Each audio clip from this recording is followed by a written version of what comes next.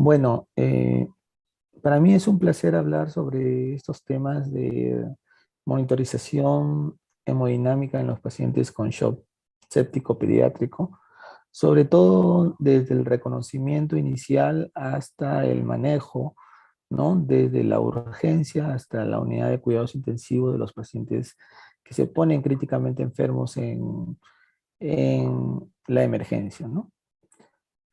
Bueno, como se sabe, la sepsis todavía sigue siendo un gran problema de salud, ¿no? Sobre todo que a nivel Latinoamérica tiene todavía un alto porcentaje de mortalidad, ¿no? Que sigue siendo inaceptable, ¿no? Y que bueno, pues esto es un problema que nos atañe a todos, ¿no? En realidad, como se menciona acá, los ingresos a las UCIs, ¿no? Con el diagnóstico de sepsis, sobre todo en los países desarrollados, ¿no? Estamos hablando de los países desarrollados, es del 10 al 15% de las admisiones, ¿no? Y constituyen de un 30 a un 50% de todos los fallecimientos de los pacientes pediátricos. Pero en los países como el de nosotros, con recursos limitados, las admisiones a las UCIs pediátricas en cuanto a la sepsis puede llegar incluso hasta un 35 o 40%, ¿no? Importante es saber reconocer y definir lo que es la sepsis, ¿no? La sepsis en realidad viene a ser pues un síndrome clínico que van a haber alteraciones fisiológicas, bioquímicas desencadenadas producto de la misma infección, ¿no? Y que van a generar una respuesta inadecuada del huésped, ¿no? Y que van a producir alteraciones tanto en la macro como en la microcirculación. Y esto va a llegar a producir un daño a nivel de un órgano blanco. Y esto estamos hablando de una disfunción de órganos diana, ¿no? Durante años se ha ido redefiniendo la sepsis, ¿no? Desde los años 1860, ¿no? Se han ido pues publicando una serie de estudios, consenso de expertos, ¿no? Con la finalidad pues de poder llegar a un diagnóstico claro y preciso de lo que es la sepsis, ¿no? Últimamente estamos ante la última definición propuesta, ¿no? Como la sepsis 3, ¿no? Pero que vamos a ver más adelante, si bien es cierto, estos consensos son hechos en los países desarrollados, pero que muchas veces no se adecúan a nuestra realidad, ¿no? Simplemente son guías clínicas en las cuales no es que nosotros tengamos que adaptarnos a las guías, sino que las guías tienen que adaptarse al contexto clínico del paciente, que en este caso sería pues en nuestra propia realidad, ¿no? Importante ver que la sepsis lógicamente va a ser causada por una serie de microorganismos. Entre ellos, pues, tenemos los virus, los hongos y a la cabeza las bacterianas, ¿no? Pero la sepsis va a producir un síndrome de respuesta inflamatoria que es muy complejo en la realidad, que muchas veces el tan solo hecho de tener esta respuesta inflamatoria puede compartir con otras etiologías, ¿no? El trauma, las quemaduras, las cirugías o las politransfusiones, etcétera, o alteraciones electrolíticas, o por ejemplo, un paciente oncológico que esté recibiendo quimioterapia va a producir una respuesta inflamatoria. Entonces, esta respuesta inflamatoria en sí es inespecífica, ¿no? Si bien es cierto, es sensible para poder decir que el paciente podría tener sepsis, pero no es específica para ella, porque hoy en día sabemos que la sepsis puede ser causada o hay mecanismos diversos, entre ellos diversos fenotipos de la sepsis para cada contexto del paciente pediátrico. Como podemos ver acá en la gráfica, ¿no? Mucho tiene que venir, ¿no? Tanto la genética, la edad, la epigenética, la microbiota, o sea, los organismos propios de cada individuo, ¿no? Las comorbilidades, todo esto predispone pues a que exista en el organismo un equilibrio entre la inflamación y la inmunosupresión, ¿no? Ambos, lógicamente, pues si se resuelve esto, van a pasar a un estado post-sepsis, que hoy en día se llama, ¿no? En el cual pues el paciente ha superado la sepsis, ¿no? Para esto debe haber cuando se produce un problema de la sepsis, va a haber una alteración de los procesos inflamatorios, ¿no? Proinflamatorios y antiinflamatorios, ¿no? En el cual va a haber una excesiva inflamación dependiendo, pues, del contexto fenotípico del paciente, así como una inmunosupresión que va a estar mediada, lógicamente, pues, eh, por la patología crónica que podría estar pasando el paciente, ¿no? Entonces, ¿qué diagnóstico puede ser el CIRS, ¿no? Comúnmente utilizado, ¿no? Y que en las últimas definiciones se ha querido desterrar estas definiciones que anteriormente utilizábamos, ¿no? El CIRS, la temperatura, la taquicardia, la taquimia, la leucocitosis, siempre tenía que estar presente la temperatura o algunos leucocitos anormales que se vienen utilizando, ¿no? Como les mencioné, el CIRS, si bien es cierto, tiene una sensibilidad para poder detectar si el paciente puede estar en sepsis o no, pero no es específico. Entonces, hoy en día, si bien es cierto, nos sirve como despistaje, pero no nos dice al 100% si el paciente pueda tener una sepsis o no. Bueno, anteriormente se mencionaba pues que la sepsis era un SIRS más un foco infeccioso, ¿no? Hoy en día estábamos hablando pues de que debemos de tener por lo menos un cultivo o hemocultivo o algún órgano que podamos nosotros estar aislados, ¿no? Para poder hacer un diagnóstico de una sepsis adecuada, ¿no? Entonces, esto generalmente ha ido, pues, diversos conceptos. Inicialmente el SIRS, ¿no? Después la sepsis, después se hablaba del sepsis severa y de shock séptico. Las últimas definiciones solamente quedaron en que el paciente tenía sepsis y shock séptico, ¿no? O sea, han ido cambiando las definiciones, ¿no? Pero en realidad la parte clínica es lo que tiene que predominar en el contexto del paciente si tiene sepsis o no. Siempre tener claro, sobre todo la alianza de la sepsis, menciona pues la temperatura, ¿no? Las infecciones con signos y síntomas que puedan dar infecciones, ¿no? Alteraciones a nivel neurológico y alteraciones a nivel de las extremidades como el llenado capilar o la frialdad distal, que nos podrían decir pues que el paciente está ingresando a un proceso séptico. Esto es para mencionarles pues que tenemos muchos scores salieron, entre ellos el SOFA, el CIRS, el SPELOP y el QI-SOFA para los pacientes pediátricos. Y se vio pues que el CIRS, en este estudio que se comparaba, el CIRS carecía de especificidad para identificar a los niños que tenían una infección con riesgo de mortalidad.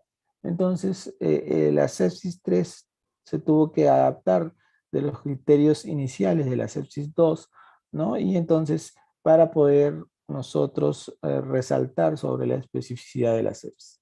Aún así, ¿no? Se menciona pues que el CIRS todavía tiene cierto grado de sensibilidad mayor que el QI-SOFA, ¿no? Porque si nosotros hablamos del QI-SOFA, estamos hablando de tres características fundamentales clínicas, ¿no? Que fueron pues eh,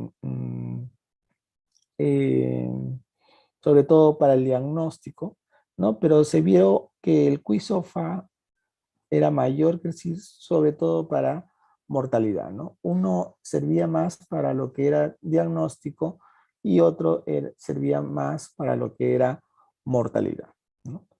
Igual acá, se incluyó los scores de PELOP-2, ¿no? Versus el SOFA y el SIRS.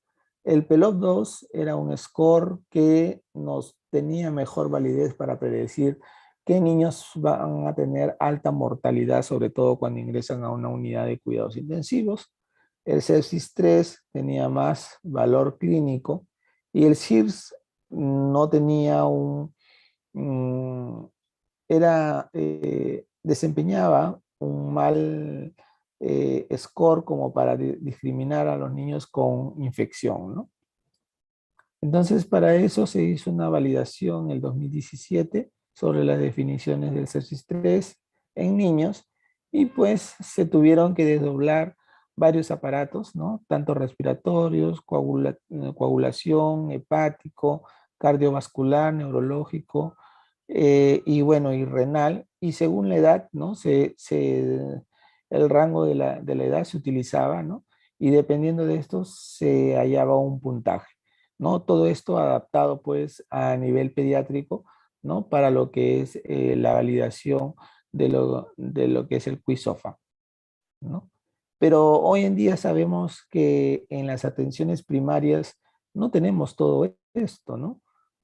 Cuando nos llega un paciente a una unidad de triaje, muchas veces no tenemos o no contamos muchas veces con gasometría o no contamos con un perfil de coagulación o no contamos con una batería de exámenes que nos podría decir si el paciente o no está con una sepsis que podría llegar a un shock séptico, ¿no? Entonces, eso era la disyuntiva de, de redefinir en realidad la sepsis con criterios menores, criterios clínicos que se adapten a nuestra realidad latinoamericana, ¿no?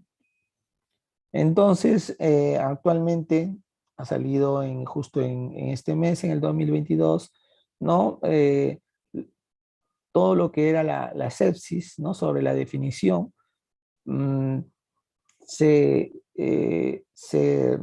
revaluó todo lo que les había mencionado y se tuvo en cuenta de que la definición de la sepsis no tuvo en cuenta lo que eran los recursos limitados, ¿no? O sea, en los países con escasos recursos, ¿no?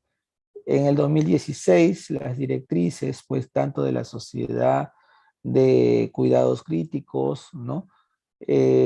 A pesar de que hicieron un trabajo por definir la sepsis pediátrica, no concluyeron una definición exacta.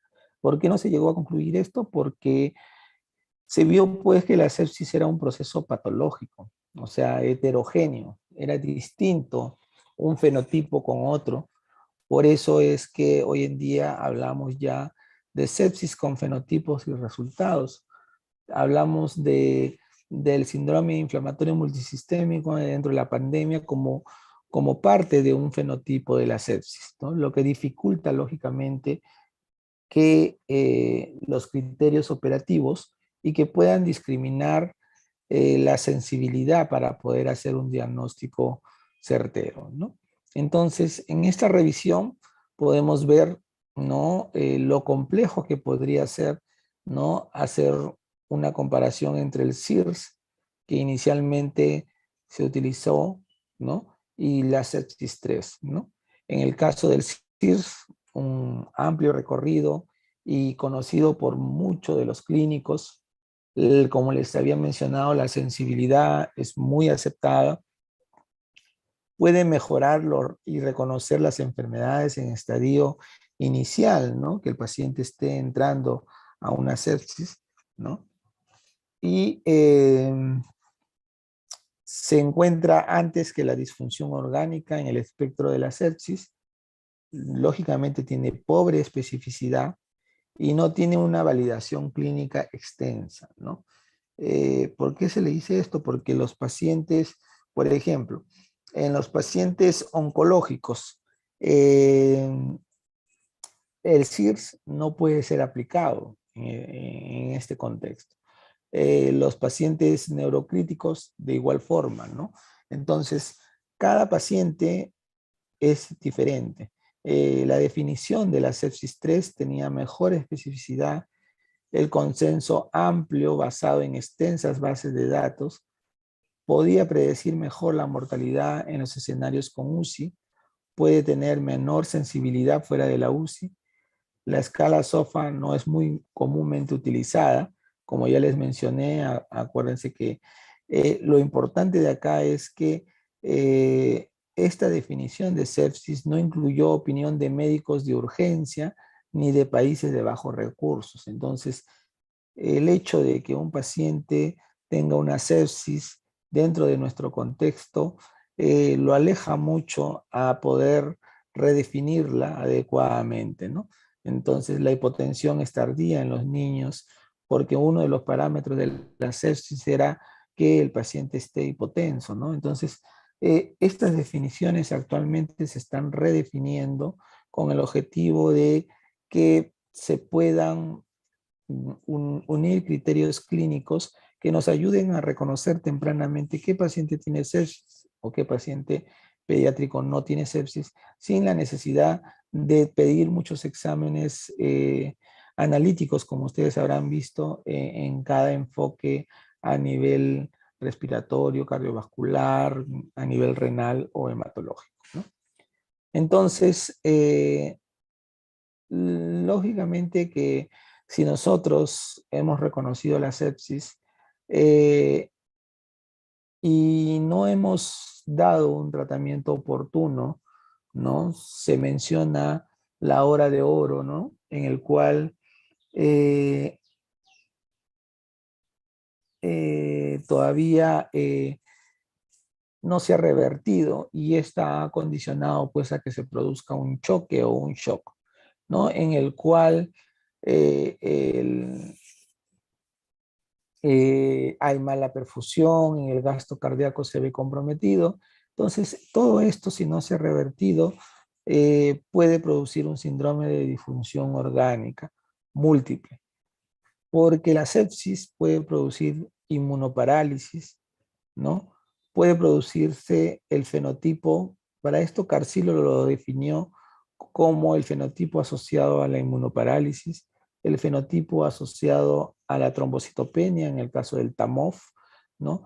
Y el fenotipo asociado al MOFS, ¿no? Que es el síndrome asociado a nivel hepático, ¿no?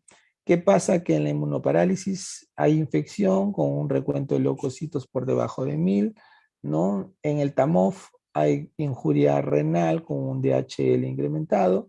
En el MOFS, ¿no? Hay aumento de las transaminasas y de las bilis, ¿no? Entonces, para cada fenotipo había un tratamiento adecuado, ¿no? Si para el fenotipo de la inmunoparálisis, de repente dar dosis bajas de estimulantes de colonias, ¿no? Leucocitarias, ¿no? Para el TAMOF, ¿no? El tratamiento podría ser el intercambio plasmático y para lo que es el MOF, inmunoglobulina con el antiviral dependiendo de lo que estemos sospechando. Pero si estos tres no se revertían, lógicamente terminaban a una vía en común, la final, ¿no? Que es el síndrome de activación macrofágica. Muchos hemos escuchado síndrome de activación macrofágica, muchas veces secundario a una infección. Teníamos el paciente con ferritina elevada, plaquetas bajas, transaminasas elevadas, bilis alta, ¿no? Como en el caso de algunos pacientes con mix, ¿no? En la pandemia, que muchas veces nos ha tenido que discernir entre los pacientes que hacen sepsis con ferritina elevada, como la sepsis hiperferritinémica, y como aquellos que no hacen una ferritina elevada, ¿no? Entonces, para eso el tratamiento pues a base de corticoides y a base de inmunoglobulina o anakinra, que puede semejar mucho a lo que es el síndrome inflamatorio multisistémico, ¿no? Entonces, como sabrán, entonces, Carcillo definió los fenotipos en base pues a la presentación clínica para poder hacer un tratamiento adecuado, ¿no? Del paciente. Acá tenemos la última revisión hecha por Joseph Carcillo, ¿no? Sobre la sepsis, y ya estos fenotipos los definió en 4 de ellos, ¿no? Como podrán ver ahí, la sepsis PET-CEP-A, PET-CEP-B y PET-CEP-C, PET-CEP-D, ¿no? Los fenotipos iban en base al compromiso, ¿no? En base al compromiso cardiovascular o pulmonar, en base al compromiso neurológico o en base a una combinación de determinados órganos, ¿no? Cardiovascular, ¿no? O renal, ¿no? O hematológico, o cardiovascular y renal, ¿no? Todo esto asociado pues a la sepsis. Entonces, según esto, ¿no? Según la heterogeneidad, ¿no? Genética, ¿no? Y la clínica, ¿no? Se formaban los fenotipos y el tratamiento iba pues en base a qué fenotipo presentaba el paciente. Actualmente el manejo de la sepsis es muy variado en nuestros países, ¿no? Hay un arsenal de tratamientos que utilizamos, desde vasoactivos hasta ventilación mecánica, corticoides, albúmina, nutrición, transfusiones, en fin. Este estudio lo que trató es de ver de las diferentes maneras cómo podemos tratar o han sido tratados nuestros pacientes a nivel pediátrico, ¿no? Entonces, si nosotros hablamos de la sepsis, en realidad es un paradigma terapéutico actual, ¿no?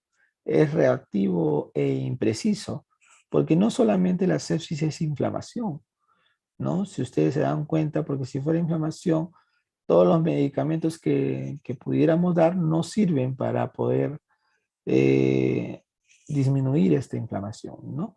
Y por lo tanto, pues el compromiso va a ser por diversos órganos y dependiendo del compromiso de órganos y el fenotipo que tenga el paciente, pues vamos a dar un tratamiento adecuado, ¿no?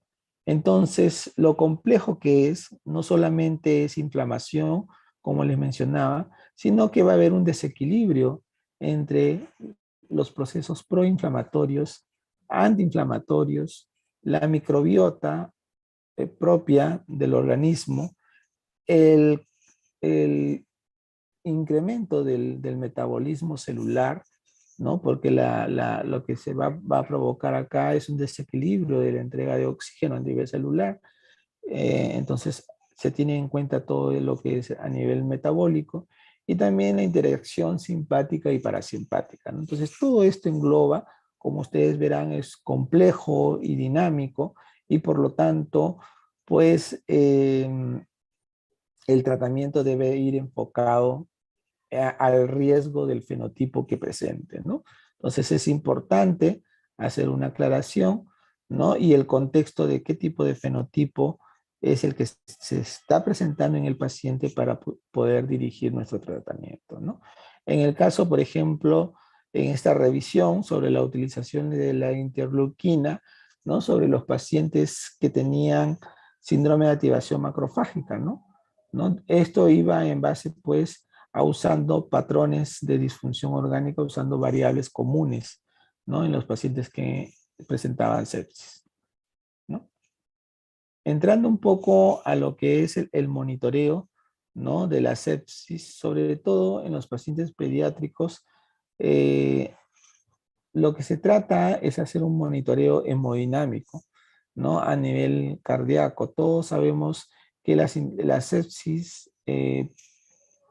cuando ya compromete el, el compromiso cardiovascular y la vasoplegia intensa, puede producir una serie de alteraciones, ¿no? Que pueden conllevarlo, pues, a que ingrese a ventilación mecánica. La sepsis o el shock séptico en el paciente pediátrico puede tener diversos patrones hemodinámicos, no solo un solo patrón, como en el caso que sucede en los adultos. En los adultos sucede lo que es la vasoplegia intensa, en el cual la resistencia vascular periférica está disminuida, ¿no? Y bueno, en el caso del paciente pediátrico puede tener diversos tipos de patrones, ¿no? Como ya hemos hablado, el shock séptico es importante, en el sentido de que por cada hora en el cual se retrase el reconocimiento y el tratamiento del shock, aumenta la probabilidad en el doble, ¿no? de poder fallecer. El patrón hemodinámico que puede tener, mucho lo hemos definido como shock frío, shock caliente o mixto. En el caso del shock frío, ¿no? El gasto cardíaco va a estar disminuido y las resistencias vasculares sistémicas van a estar aumentadas. En este tipo, pues, en la parte clínica, entendemos que las extremidades van a estar frías, el llenado capilar va a estar prolongado, va a haber una disminución del flujo urinario. En el shock caliente, el gasto cardíaco va a estar aumentado, pero las resistencias vasculares van a estar disminuidas. Las extremidades aún se mantienen tibias, el llenado capilar va a ser normal, los pulsos saltones, ¿no? Y en el mixto, pues ya ambos va a haber una vasoplegia intensa con el gasto cardíaco disminuido, ¿no? O sea, de acuerdo a los estadios del shock, nos podemos permitir qué grado de severidad se puede encontrar el paciente. Entonces, el niño puede migrar de diversos patrones hemodinámicos, ¿no? Entonces, podemos ver acá, ¿no? Que el shock puede cambiar, ¿no? Sobre todo en shock séptico. Lo más común de los niños es que puedan tener gasto cardíaco elevado con resistencias vasculares sistémicas bajas. Ese es un patrón que generalmente puede predominar en el niño, ¿no? Pero también pueden tener gasto cardíaco bajo con resistencia vascular alta, ¿no? Y el gasto cardíaco bajo con la resistencia vascular disminuida. Entonces, ¿por qué debemos de saber qué tipo de patrón tiene el paciente pediátrico para poder nosotros intervenir adecuadamente y qué tipo de vasoactivo utilizar, ¿no? O inotrópicos si el paciente lo requiera, ¿no? Entonces, tener en cuenta que las metas, pues lógicamente, es restaurar la hemodinamia con una presión arterial adecuada para la edad, el llenado capilar por debajo de 2 segundos, las extremidades tibias, el flujo urinario, que es un buen indicador de que nosotros estamos reanimando adecuadamente a nuestro paciente, el estado mental, la glucosa, menos de 180. Si tenemos acceso a una unidad crítica y el paciente esté con un catéter venoso central, ¿no? Entonces, tomarle una gasometría para obtener la saturación venosa mixta por encima de 70 y el índice cardíaco entre 3.3 a 6 litros, ¿no? Entonces, estas son las fases, pues, las etapas de shock, ¿no? Generalmente el niño es dependiente de la frecuencia cardíaca, ¿no? Entonces, el gasto cardíaco en el caso del niño depende de su frecuencia cardíaca. Si la frecuencia cardíaca disminuye, lógicamente el gasto cardíaco también se va a ver comprometido. Entonces, cuando se instaura el shock, la frecuencia cardíaca aumenta y la presión arterial y el llenado capilar todavía está compensando esa taquicardia que el paciente pueda presentar. Por eso es que muchas veces decimos que el primer signo de la sepsis que no se nos puede escapar es la taquicardia, ¿no? Después, conforme se va instaurando y el tono vascular no logra mantener la presión, ¿no? Entonces, esto es lo que llamamos a un shock caliente, en el cual hay hipotensión con un llenado capilar normal, ¿no? Pero ya cuando el gasto cardíaco mmm, se ve comprometido y las resistencias vasculares también se ven comprometidas, entramos a un estado de un shock frío y esto puede llevar a la larga a hipotensión con un llenado capilar lento y a un shock descompensado. Este es un estudio inicialmente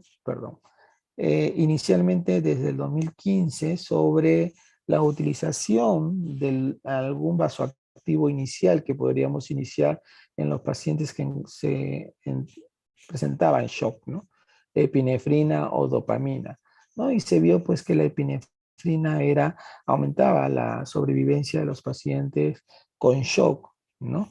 A nivel pediátrico. En el 2015 salieron pues los parámetros para poder actuar, ¿no? En el caso del reconocimiento ¿no? Si había una disminución del estado mental, alteraciones en la perfusión, si requería o no oxígeno, debíamos de estabilizarlo, podíamos utilizar una vía intraósea o endovenosa, ¿no? Si no teníamos un absceso endovenoso, una intraósea, ¿no?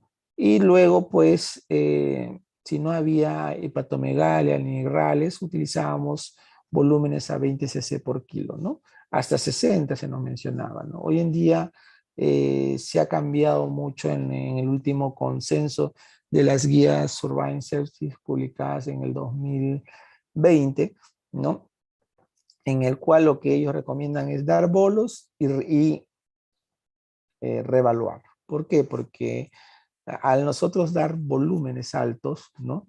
Ah, podíamos producir mayor congestión, mayor compromiso a nivel cardíaco, ¿no? En el caso de un paciente que pudiera presentar una miocarditis.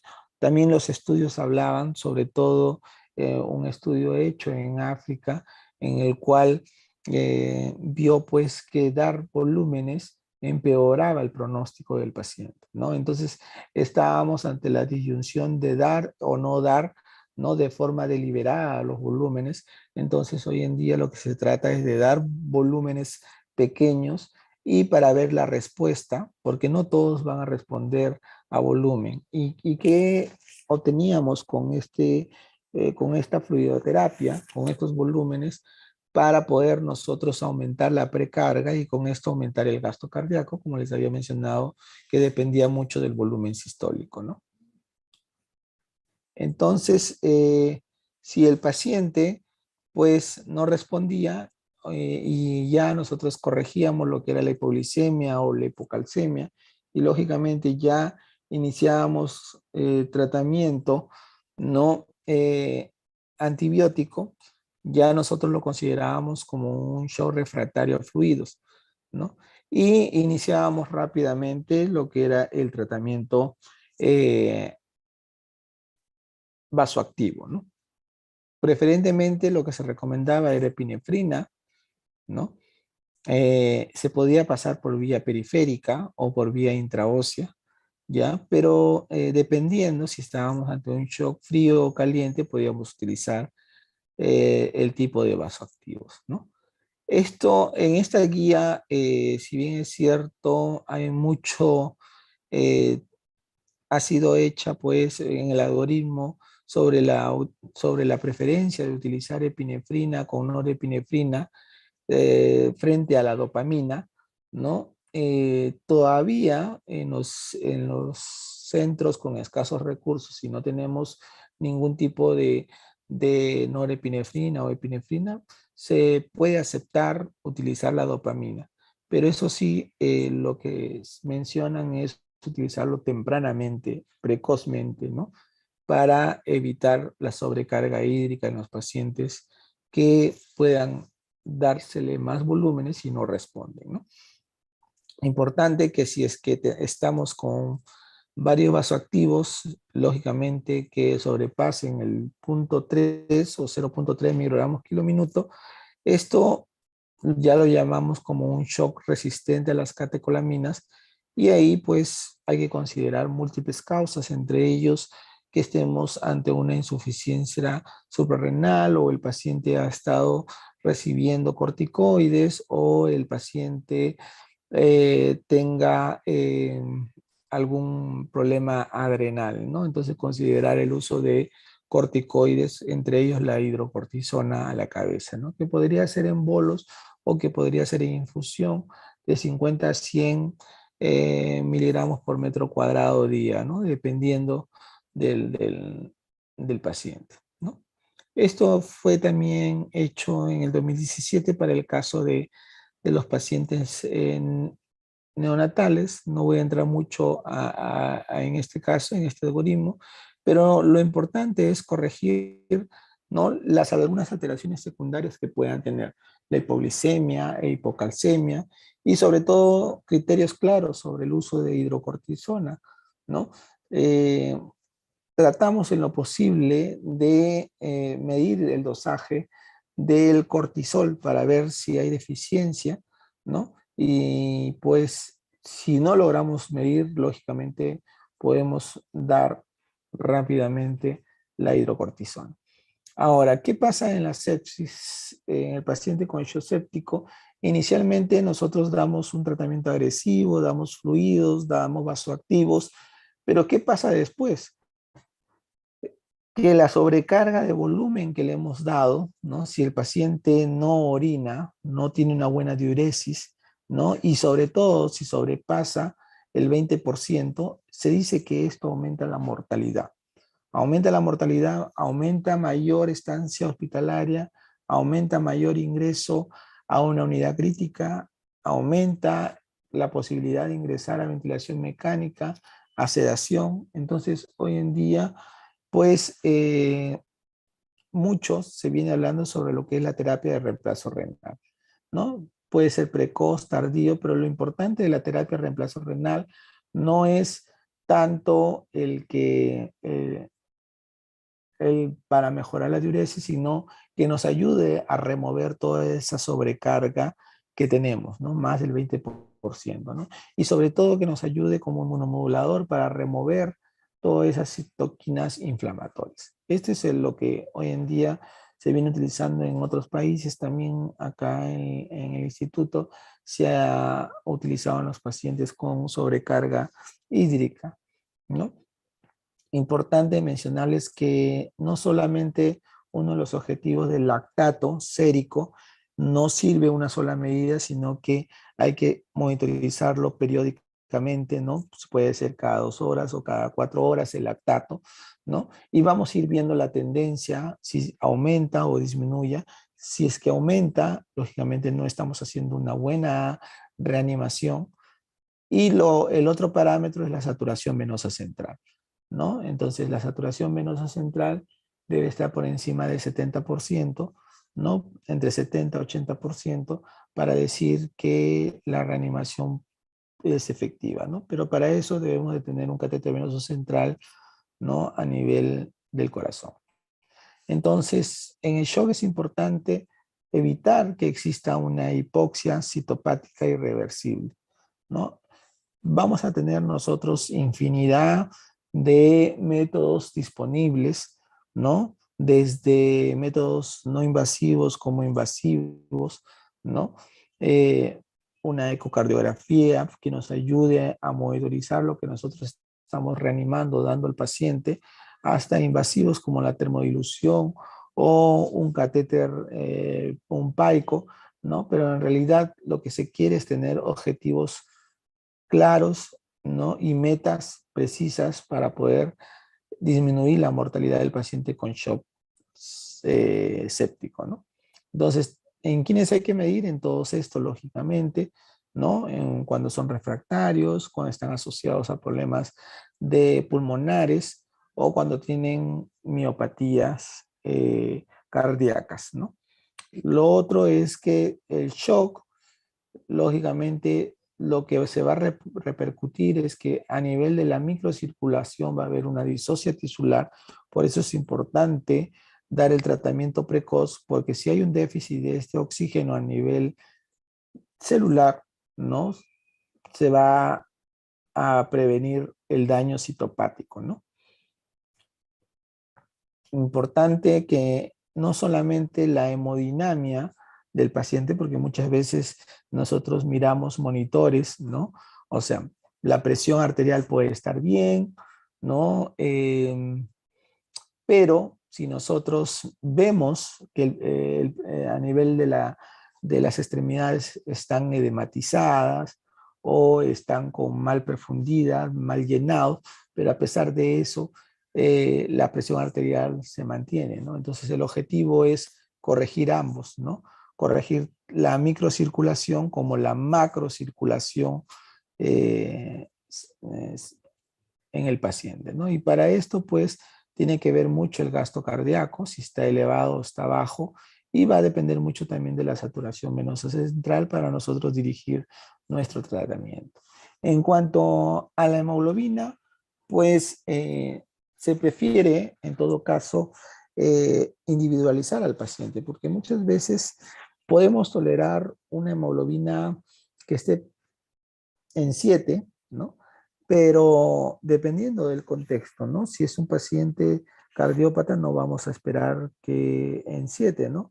Muchas veces le damos hemoglobina para mejorar la entrega de oxígeno. Acuérdense que la hemoglobina es el transportador de oxígeno y por eso nosotros damos, eh, calculamos el contenido arterial de oxígeno, ¿no? Que va a ir a nivel celular y por lo tanto vamos a mejorar nuestra perfusión microcirculatoria, ¿no? Importante que el shock séptico a nivel de la UCI tenemos un arsenal de cosas que podemos nosotros valorar si el paciente está yendo bien o no, ¿no? Desde la parte clínica de la diuresis, la alteración de la conciencia, la perfusión, el lactato, como les mencionaba, no nos sirve un solo valor, sino que tiene que ser seriado, la saturación venosa central lo mismo, el delta de CO2 que viene a ser la diferencial entre una gasometría arterial y un venoso y le hacemos una diferencial de CO2, si está elevada, nos va a predecir de que el paciente tiene un compromiso cardíaco. La frecuencia cardíaca, la microcirculación que puede ser medida por el NIRS, el EKG y bueno, pues todo lo que nosotros podemos valorar mediante un ecocardiograma. Uno de los inotrópicos que nos ayuda mucho a mejorar las alteraciones microcirculatorias es la dobutamina. Se ha visto pues que la dobutamina podría mejorar la perfusión a nivel periférica, ¿no?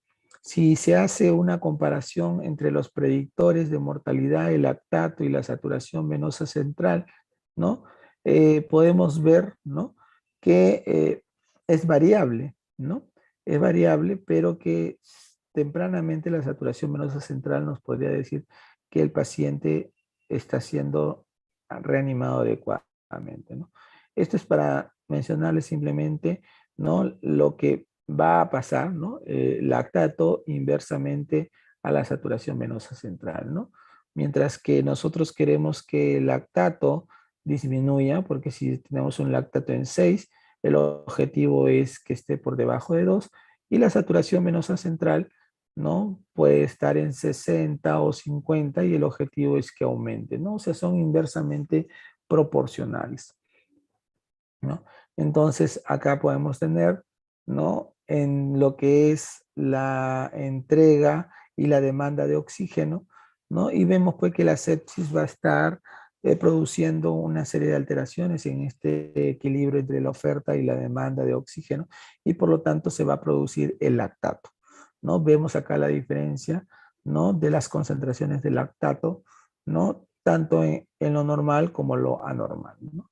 Importante ver pues la microcirculación antes y después, ¿no? Y luego pues ver la diferencial del CO2, ¿no? En este caso, menos de 6, ¿no? Y los corticoides están recomendados, como ya le mencioné, cuando hay alteraciones refractarias o cuando hay una sospecha de una insuficiencia suprarrenal, ¿no? La hidrocortisona también es importante. Hacer el dosaje de la ACTH, ¿no? Esto es el último algoritmo, ¿no? Sobre reanimación. Simplemente lo que menciona en la primera hora es obtener una buena vía endovenosa, ya sea endovenosa o obtener una intraósea, obtener hemocultivos, ¿no? Iniciar rápidamente antibióticos empíricos, ¿no? Midazolam, medir lo que es el lactato, administrar volúmenes y rápidamente iniciar vasoactivos, ¿no? Es importante ver si la perfusión anormal con o sin hipotensión, perfusión anormal sin hipotensión y perfusión anormal con hipotensión, ¿no?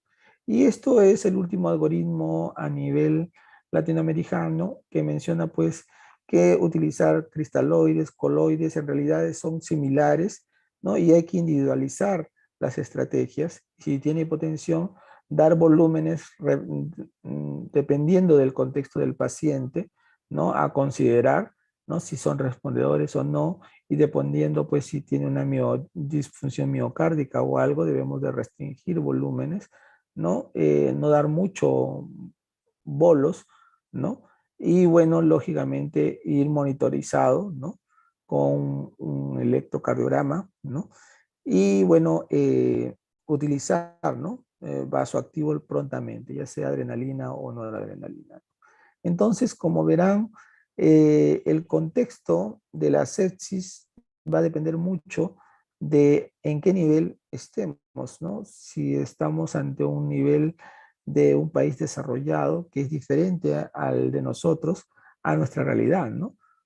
Sabemos que nuestra comunidad es diversa, que la distribución y la heterogeneidad de nuestras instituciones también es diversa, y para que llegue de acá a nivel comunitario hacia un hospital terciario es de largo, ¿no? Desde el transporte hasta conseguir una cama UCI pediátrica, ¿no? Y por lo tanto es que nosotros tenemos que adherirnos a las guías, o sea, adherir las guías en base a nuestro contexto, ¿no?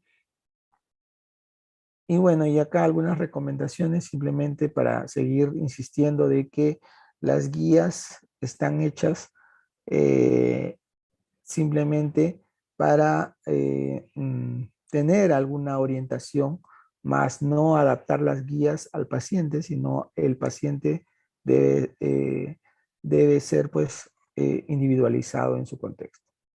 Bueno, eso era todo lo que les quería decir y muchas gracias por su atención. Muchísimas gracias, doctor Jesús Domínguez, por esta presentación tan importante. Se les invita a los participantes a poder completar el link de asistencia que se encuentra en el chat del Zoom. De la misma manera, poder realizar las preguntas que crean pertinentes al ponente mediante el chat del Zoom. Doctor, nos preguntan con respecto a los factores de riesgo para el shock séptico en pediatría. Bueno, puede existir factores de riesgo. Va a depender mucho, ¿no? De la edad, ¿no? Uno de ellos, la edad, los más pequeños, los menores de 2 años, tienen mayor riesgo de hacer sepsis, las comorbilidades, ¿no? Pacientes desnutridos, cardiópatas, tienen riesgo de comprometerse más, ¿no? Y hacer un shock séptico, ¿no? Comorbilidades como el paciente oncológico, los pacientes desnutridos que tienen comorbilidades y que puedan, pues, tener un compromiso rápido, ¿no? Doctor, con respecto al tratamiento del shock séptico, para poder realizar el traslado o la referencia de ese paciente, ¿cuál debería ser el esquema a manejar? En realidad lo que se trata no es eh,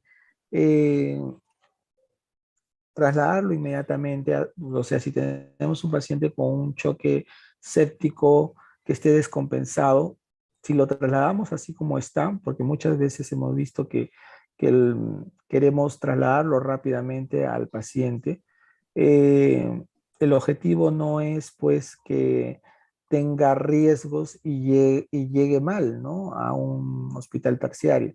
Inicialmente debemos de estabilizarlo, darle las pautas iniciales, compensarlo, de repente darle fluidos, iniciar rápidamente un vasoactivo por vía periférica y una vez que ya el paciente más o menos esté compensado, podríamos trasladarlo, ¿no?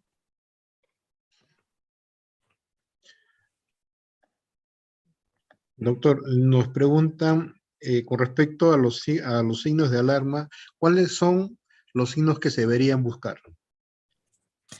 En realidad lo que se busca son los signos clínicos para lo que es el shock. Uno de ellos es la alteración de la conciencia, el llenado capilar, ¿no? La frialdad distal del paciente pediátrico, ¿no? Y bueno, pues por último, la presión arterial de acuerdo a la edad, ¿no? Pero lo primero que se altera es la frecuencia cardíaca, ¿no? O sea, hay una taquicardia. Por favor, las preguntas que tengan que realizarlas mediante el chat del Zoom. Por ese medio se le hará llegar al ponente, a las personas que han levantado la mano, por favor, utilizar el chat del Zoom para poder realizar estas preguntas. Doctor, y en la realidad que se tiene en el Perú, ¿cuál es el esquema que en un nivel secundario, en un nivel hospitalario tipo 2, se debería estar utilizando? Bueno, hasta yo creo que en un hospital tipo 2 lo que se puede hacer es llegar a vasoactivos, ¿no? A nivel por vía periférica, ¿no? Ya después de ahí, mm, tener un personal entrenado, ¿no? De repente, pediatra en áreas críticas, ¿no? Para poder estabilizarlo mejor, ¿no? Y en todo caso, si no hay una UCI pediátrica, pues estabilizarlo ahí, ¿no? ¿No? Una vez más, invitamos a los participantes a completar el link de asistencia y de la misma manera utilizar el chat del Zoom para poder realizar las preguntas que crean pertinentes.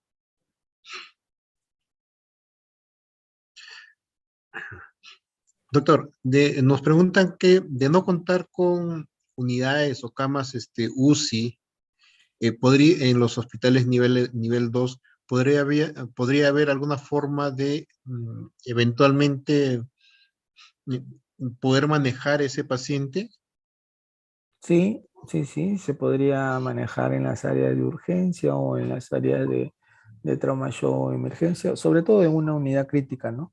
Que tengan un monitor cardíaco, ¿no? Que cuenten con disponibilidad de un personal en pediatría que esté entrenado, ¿no? O que tenga, pues, las secuencias que les mencioné, ¿no? Sobre la reanimación en base pues al contexto clínico pediátrico, ¿no? Y el uso de vasoactivos. Y luego pues si el paciente requiere de ventilación o algo, ¿no? O la utilización de un catéter venoso central se puede dar, ¿no? Mediante el apoyo de un cirujano pediatra, ¿no? Muy importante esa acotación, doctor. Nuevamente invitamos a los participantes a utilizar el chat del Zoom para poder hacer llegar las preguntas al ponente.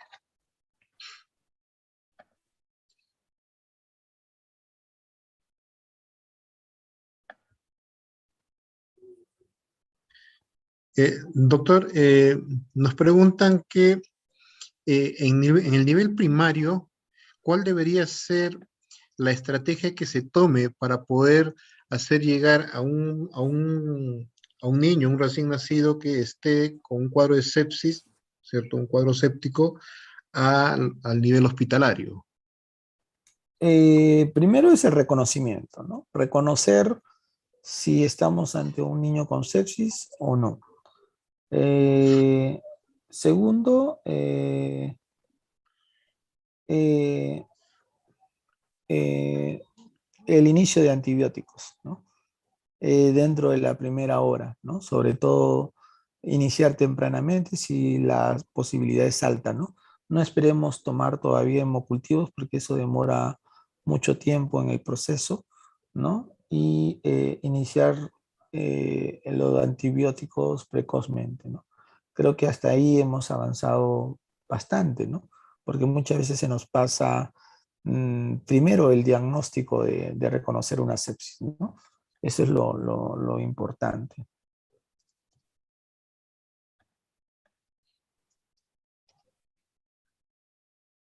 ¿No? De no haber más preguntas de los participantes, eh, la, la, eh, la señorita Isidora tiene la mano levantada, le estamos dando a conocer que por favor utilice el chat del Zoom para poder hacer sus preguntas.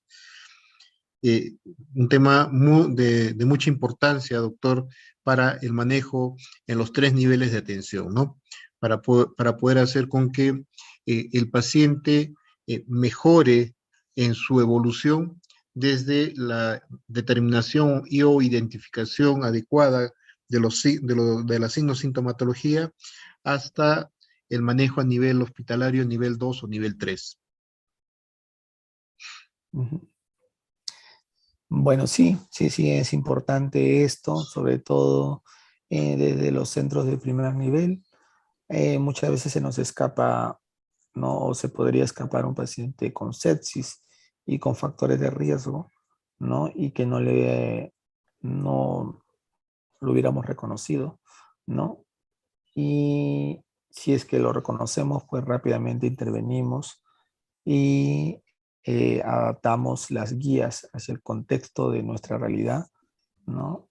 Y una vez que ya lo hemos estabilizado y está en condiciones de ser trasladado, podemos recurrir a la transferencia de un nivel terciario, ¿no?